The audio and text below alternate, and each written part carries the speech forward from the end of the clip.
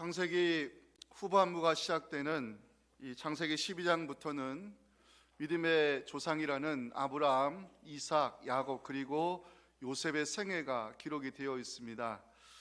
이 아브라함에 대한 기록부터 분량을 좀 보겠습니다. 아브라함에 대한 기록 창세기 12장부터 25장 14장이고요. 이삭이 가장 짧습니다. 26, 27장 2장입니다. 야곱에 대한 기록은 28장부터 35장 8장이고요. 요셉에 대한 기록은 37장부터 50장까지 14장. 아브라함과 요셉이 거의 같은 분량임을 알 수 있습니다. 아브라함 못지않게 성경이 주교하게 다루는 인물이 요셉이고요. 요셉의 파란만장한 삶과 그의 신앙과 인격은 지금도 우리에게 많은 감동과 메시지를 전해주고 있습니다. 한 주석학자가 요셉의 인생을 보면서 한 글을 남겼는데 좀 찡하더라고요. 성경에 나오는 인물 중 가장 외로운 사람이 요셉이었을 것이다, 그런 글을 읽게 되었는데요. 요셉은 왜 외로운 삶을 살았을까? 그 출발이 요셉이 꾸었던 꿈과 형들의 미움 때문입니다. 요셉이 성경에 처음으로 등장하는 곳이 창세기 37장인데 거기서부터 37장 5절에 보면 형들의 미움을 받는 요셉을 볼 수가 있습니다. 왜? 꿈 때문인데 요셉이 꾸었던 꿈 37장 7절에 나옵니다. 형들의 단이 자신을 향해서 절을 하는 꿈을 요셉이 꾸었기 때문입니다. 형들의 미움은 결국 요셉을 구덩이에 던지게 만들었고요. 요셉은 미디안 사람들에게 팔려서 낯선 애굽의 삶을 시작할 수밖에 없었습니다.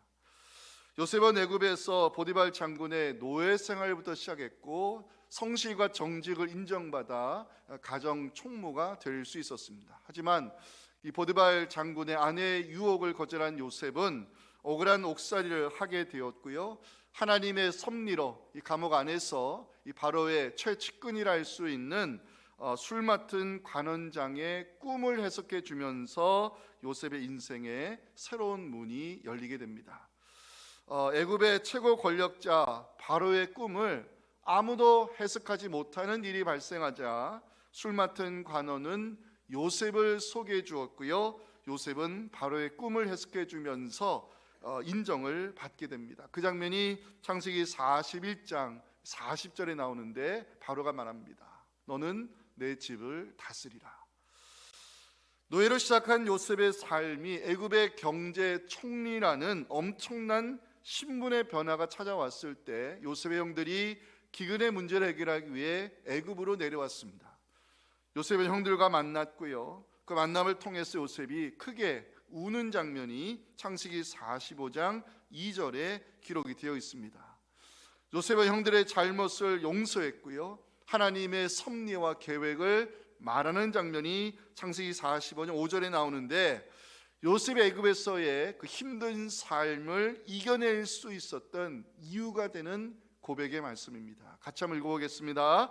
당신들이 나를 이곳에 팔았다고 해서 근심하지 마소서, 한탄하지 마소서. 하나님의 생명을 구원하시려고 나를 당신들보다 먼저 보내셨다고 요셉은 말합니다.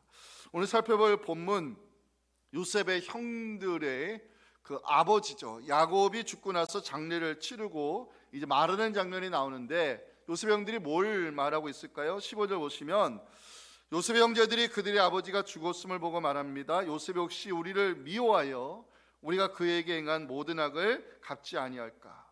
요셉의 형들은 두려움을 가지고 있었습니다. 아버지가 계시지 않으니 요셉이 보복하지 않을까 불안해했습니다.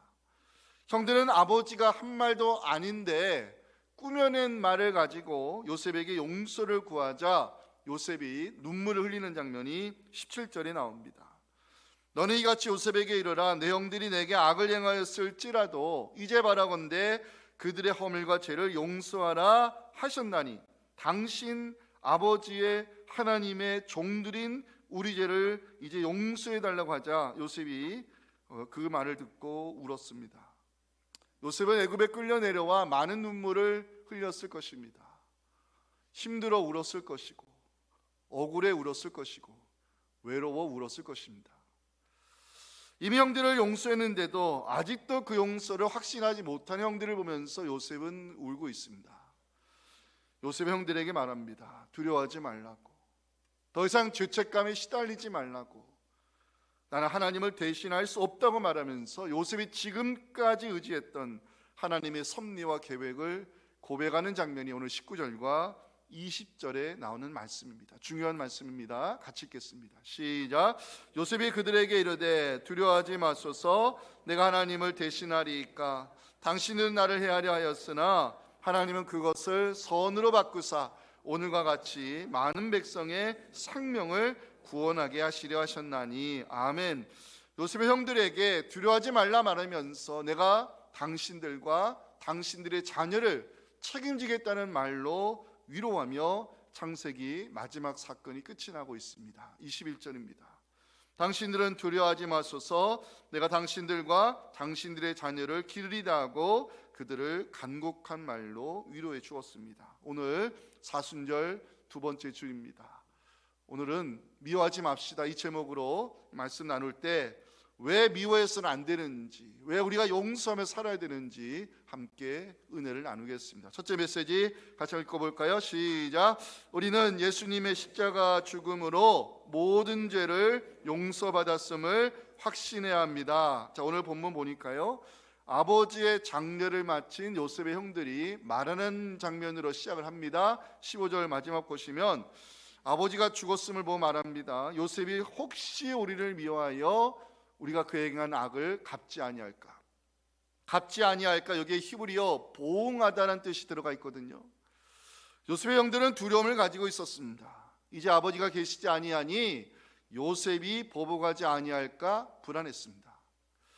요셉의 형들이 얼마나 두려워하고 있느냐 16절 보면 알 수 있어요. 요셉에게 말을 전한다는 것은요, 다른 사람을 대신 보내 부탁하다, 이런 뜻이거든요. 또 하나 16절 보시면 당신의 아버지라고 나와요. 우리 아버지가 아니라 당신의 아버지라고 형들이 말하는 이유가 뭐냐? 꾸며낸 말을 전하기 위해서입니다. 17절, 너는 이같이 요셉에게 이르라, 내 형들이 내게 악을 행하였을지라도 이제 바라건대 그들의 허물과 죄를 용서하라고 아버지가 말했다. 이걸 전해달라.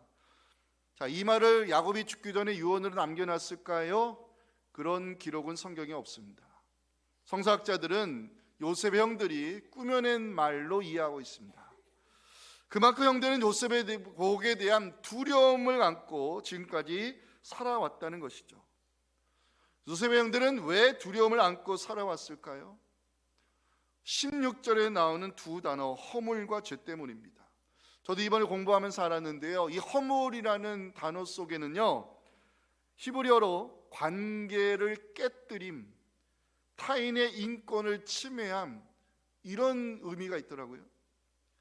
형들은 피가 섞인 요셉을 밉다는 이유로 구덩이에 던져 형제의 관계를 깨뜨렸고요, 요셉의 인권을 무시하면서 미디안 상인에게 은 20냥 노예 몸값으로 팔아버렸습니다.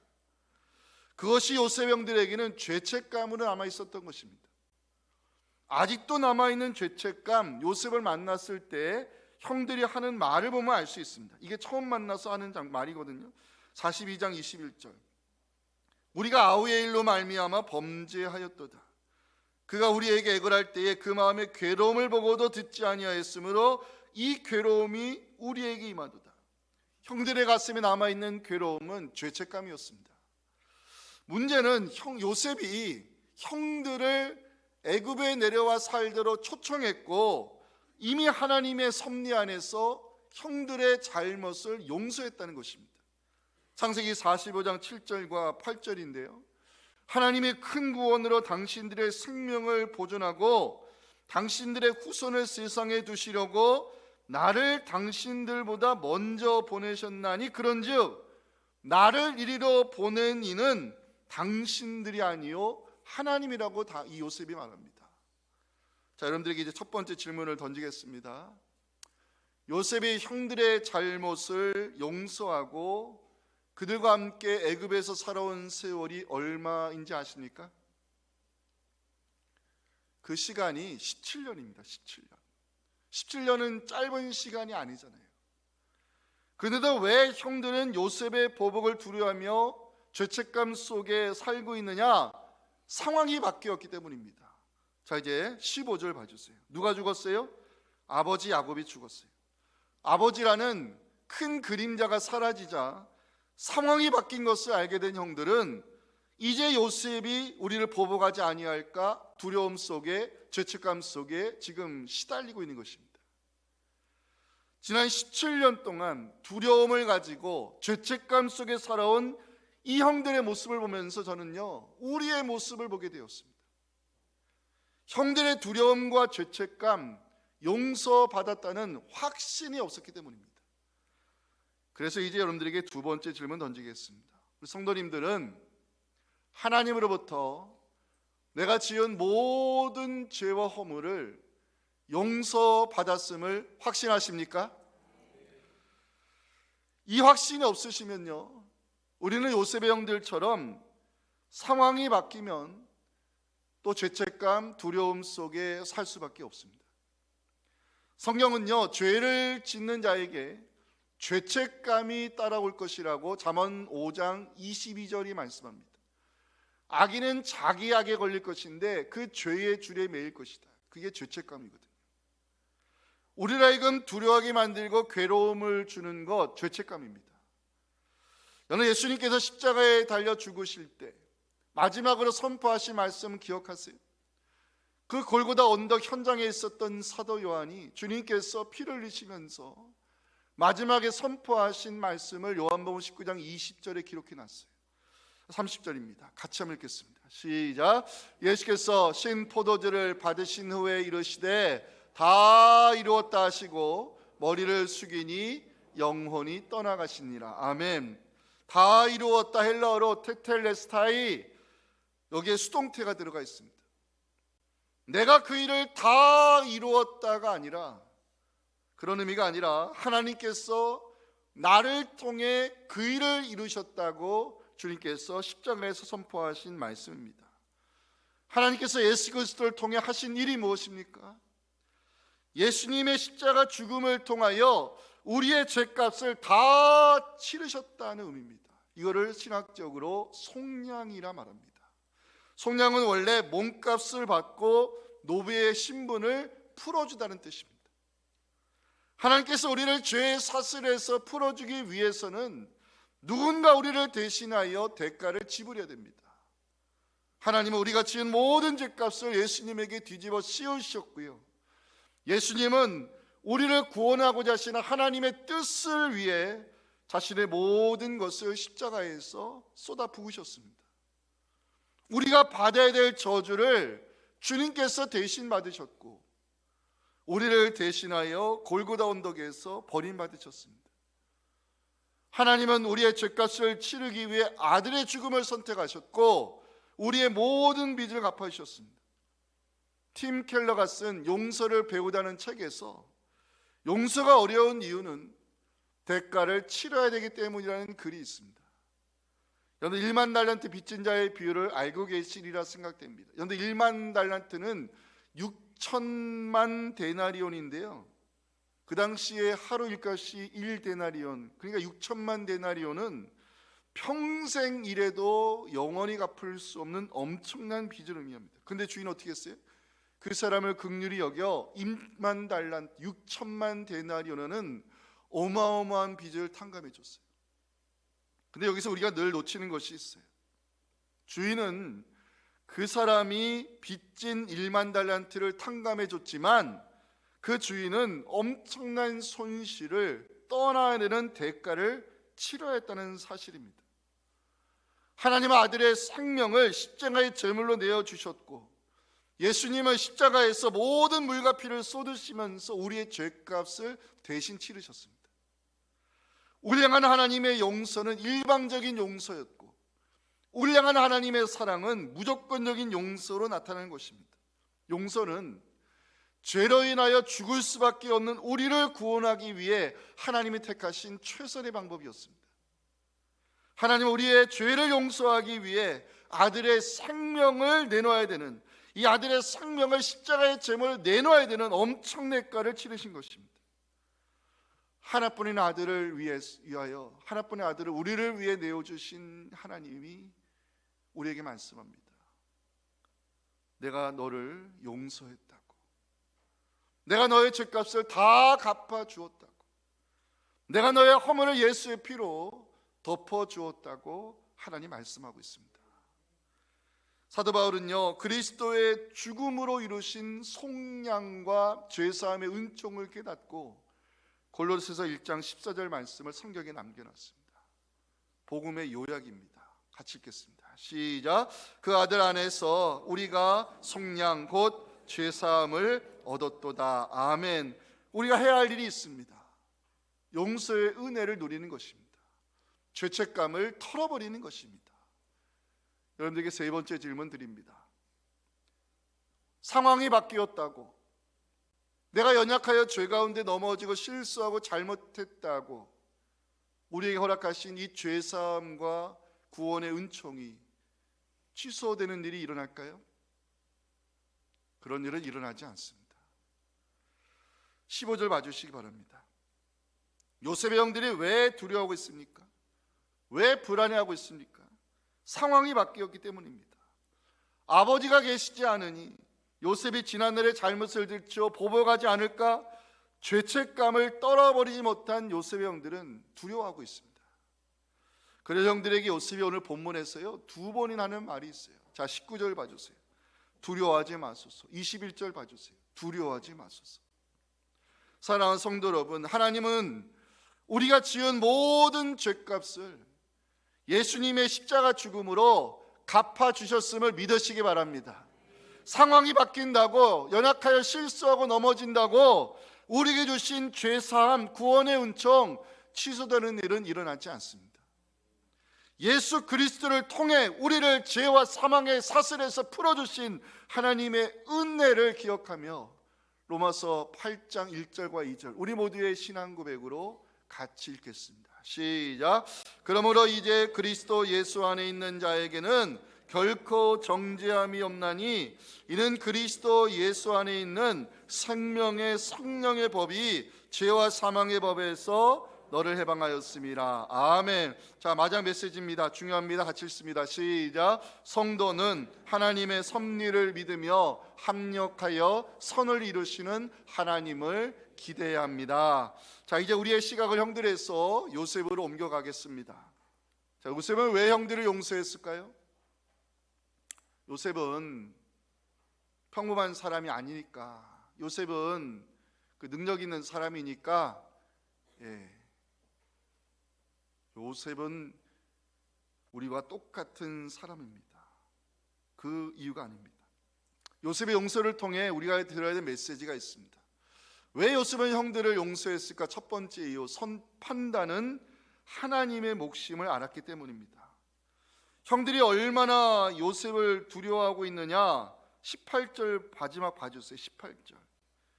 그 요셉이 울고 있다는 소식을 듣고 형들이 와서 엎드리는데 뭐라고 말하면, 우리는 당신의 종들입니다. 좀 비굴하죠? 17년을 함께 살아왔어요. 요셉은 이미 하나님의 섭리 안에서 형들을 용서했어요. 그런데도 이 형들은 요셉의 용서를 확신하지 못하고 여전히 두려워 엎드리고 있습니다. 그래 형들에게 요셉이 말합니다. 두려워하지 말라고. 나는 하나님을 대신할 수 없다고. 그 말이 19절에 마지막에 기록이 되어 있잖아요. 내가 하나님을 대신하리이까. 판단은 하나님의 영역에 속한 것임을 요셉은 알고 있었다는 것이죠. 요셉의 형들을 정죄하지 않은 이유, 요셉의 형들의 잘못에 보복하지 않은 이유는 판단과 심판은 하나님의 몫이기 때문입니다. 여러분, 만약 요셉이 판단하기 좋아하는 사람이라면 바로가 그랬잖아요. 너는 내 집을 다스리라. 그래서 애굽의 모든 경제권을 요셉에게 맡기잖아요. 그러면 바로 다음의 권력자거든요. 요셉이 뒷끓이는 사람이라면 저 같으면 아마 그 힘과 권력이 생기자마자 바로 군사들을 이 보디발 장군의 집에 보내가지고 그 남편 그 아내를 잡아왔을 거예요. 그리고 무릎 꿇치고, 야 보디발, 너는 제대로 알아보지도 않고 나를 감옥에 쳐넣어? 그리고 아내, 너 마누라, 너 내가 언제 너한테 그런 일 했어? 뒷그리는 사람이었다 아마 그거 못했을 거예요. 그런데 제가 요셉을 연구해 보니까요, 심판하고 정죄하고 판단하는 장면이 없더라고요. 요셉에게 판단은 하나님의 영역에 속한 것이라는 요셉의 겸손한 마음을 읽을 수가 있었습니다. 두 번째, 요셉이 형들을 용서한 두 번째 이유, 하나님의 섭리에 대한 확신 때문입니다. 형들의 미움 때문에 요셉이 미디안 상인의 노예 문가스로 팔렸잖아요. 그래서 애굽에서 정말 노예라고 하는 인생 밑바닥부터 시작합니다. 결론부터 말하면 요셉은 보디발 장군의 집에서 그 실력과 저는 그 성실이라고 해석하고 싶은데 그 성실과 정직을 인정받아 가정 총무가 되죠.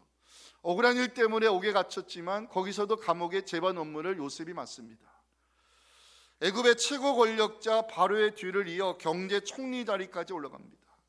권력자의 자리에 오른 요셉, 힘을 함부로 쓰지 않았습니다. 억울함을 풀려하지 않았고요, 보복하는 일도 없었습니다. 요셉의 인생이 원망과 증오로 얼룩지지 않은 이유, 요셉의 인생에 보복의 흔적이 없는 이유, 요셉은 하나님의 섭리를 믿었기 때문입니다. 요셉이 믿고 확신했던 하나님의 섭리가 있어요. 이게 요셉의 신앙이었고요, 힘든 시대를 살아온 우리가 정말 의지하고 기대해야 될 중요한 말씀이 20절에 나옵니다. 자, 20절 같이 한번 읽겠습니다. 시작. 당신들은 나를 헤아려 하였으나 하나님은 그것을 선으로 바꾸사 오늘과 같이 많은 백성의 생명을 구원하게 하시려 하셨나니. 요셉이 믿고 의지했던 것은 악을 선으로 바꾸시는 하나님의 섭리였습니다. 사랑하는 성도 여러분, 우리가 믿는 하나님은 악을 선으로 바꿀 수 있는 능력의 하나님이심을 믿으시기 바랍니다. 성도가 성도답게 살아갈 수 있는 힘, 모든 것을 합력하여 선을 이루시는 그 하나님의 섭리를 의지하는 것이 우리의 힘입니다. 요셉은 인생 밑바닥부터 시작했습니다. 억울한 일도 당했고 힘든 일도 있었고요. 제가 말했잖아요, 가장 외로운 인생을 살았다고, 성경에서. 근데 요셉이 버틸 수 있는 힘은요, 악을 선으로 바꾸시는 하나님의 섭리를 믿었기 때문입니다. 모든 것이 이 모든 것 속에 어려움도 있고 고난도 있고 억울함도 있고 서러움도 있고 눈물도 있지만 중요한 것은 이 모든 것을 합력해서 선을 이루실 하나님을 기대하시는 믿음으로 로마서 8장 28절을 다 같이 읽겠습니다. 시작. 우리가 알거니와 하나님을 사랑하는 자 곧 그의 뜻대로 부르심을 입은 자들에게는 모든 것이 합력하여 선을 이루느니라. 아멘. 왜 요셉이 형들을 용서했을까? 용서는 나를 위한 선물이었기 때문입니다. 요셉이 형들을 미워하지 아니하고 보복하지 아니한 이유, 용서하지 않으면 내가 갇히기 때문입니다. 저는 1만 달란트 탕감을 받았음에도 100데나리온, 이거는 석 달 모으면 일하면 모을 수 있는 돈이었거든요. 그 100데나리온 빚진 자를 찾아가서 막 목을 조였던 그 사람을 주인이 그 소식도 어떻게 했어요? 잡아다가 옥에 던져버리죠. 주님께서는 이 비유를 끝내면서 이렇게 말씀했어요. 마태복음 18장 35절. 너희가 마음으로부터 형제를 용서하지 아니하면 하늘의 아버지가 너희들에게 이와 같이 할 것이다. 감옥에 갇힌다는 얘기죠. 용서하지 아니하면요, 우리에게 어떤 일이 일어나느냐, 미움이라는 이 마음의 감옥에 우리 스스로를 가두게 되는 일이 발생합니다. 결국 용서는요, 미움이라는 감옥에서 나를 자유하게 하는 나를 위한 선물임을 알 수 있습니다. 그래서 주님은 베드로가 자신감 있게 주님 7번까지 용서하면 됩니까? 물어보니까 예수 뭐라고 했어요? 7번뿐 아니라 7번을 70번이라도 용서하라. 왜? 용서는 누구를 위한 것? 나를 위한 것이니까. 이렇게 말씀하시면 용서는 나를 자유하게 하는 나를 위한 선물임을 성경이 말씀하고 있습니다. 네 번째, 우리가 요셉에게서 배워야 할 마지막입니다. 용서가 끝이 아니라는 것이죠. 용서가 끝이 아닙니다. 그게 무슨 의미냐? 자, 21절 여러분들 읽어주셔야 되는데, 읽으시면서 뭘 보셔야 되냐면 용서 다음에 요셉이 보여주는 행동입니다. 같이 읽겠습니다. 시작.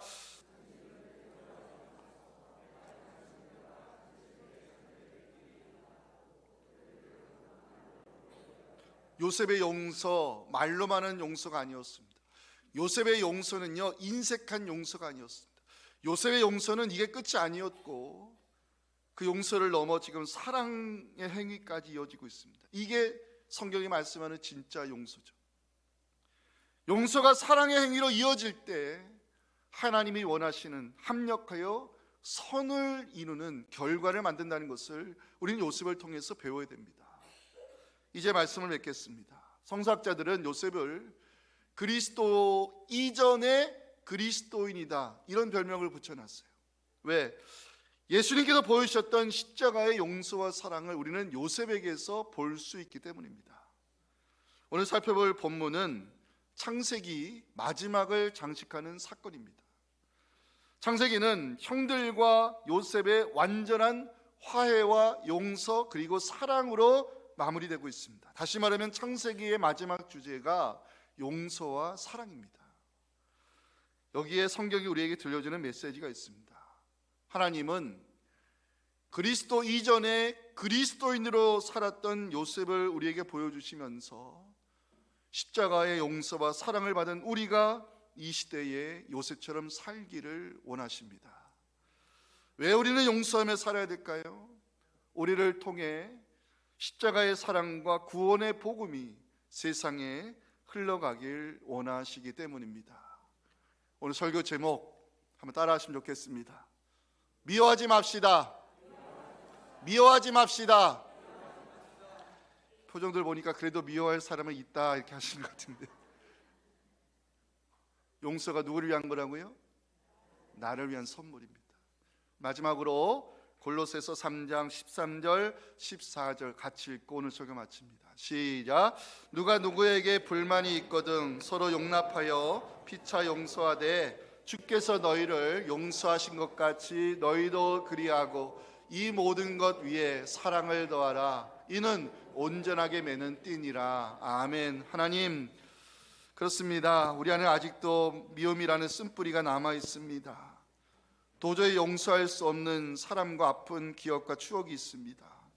하나님, 이 모든 것들을 그리스도의 십자가의 보혈로 덮어주시고 이 용서가 바로 미움이라는 감옥에서 나를 자유하게 하는 나를 위한 선물임을 오늘 말씀에 싸우니 이 말씀에 저희들 순종하며 그리스도의 사랑과 용서를 베풀 때 하나님, 십자가의 주님이 우리를 통해 증거되는 놀라운 구원의 역사를 이루어 주시옵소서. 예수님의 이름으로 기도하옵나이다. 아멘.